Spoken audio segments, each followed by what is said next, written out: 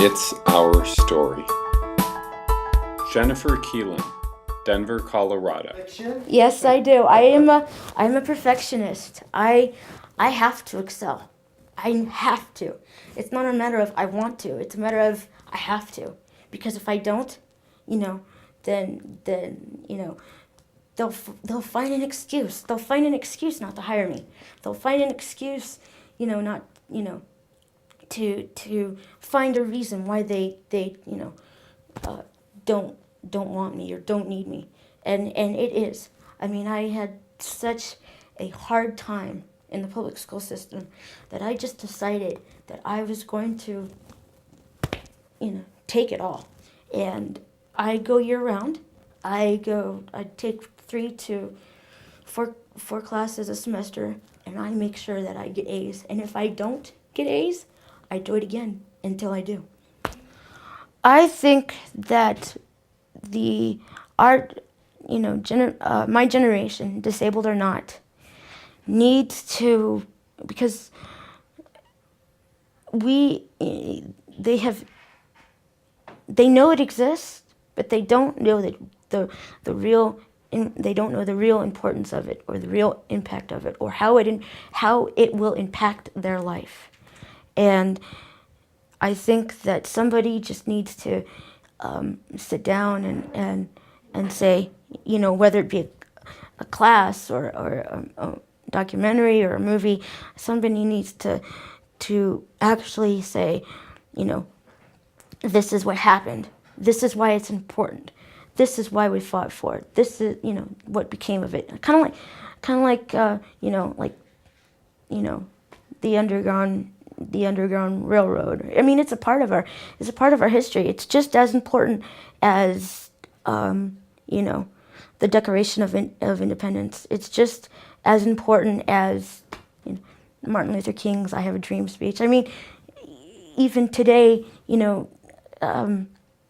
kids of my generation, disabled or not, they know that the "I Have a Dream" speech, is part of our history. They know it is, but they don't quite know, the impact of it, because it's like a numbing effect. They know it's there, but they just don't know, the importance of it.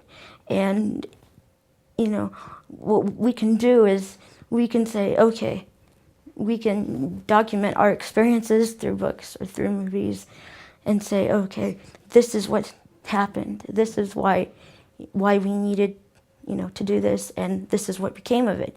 And as long as the circulation is out there, it'll keep moving. I mean, even if it's just like slow, or like the trickle down effect, it'll still keep moving because it's there. And as long as we revisit it, every once in a while, and say, oh, we're forgetting this. We need to, remind ourselves of this.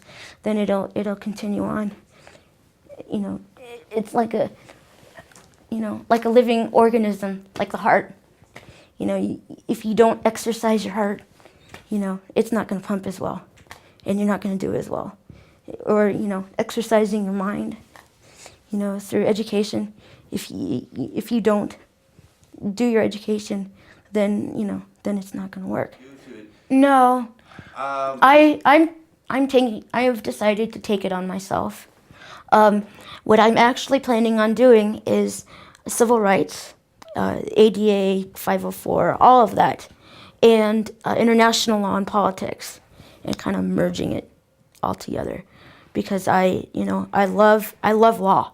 I've grown up with law. Law is all I know, and so I've been immersed in it since the age of 5, and and what better way to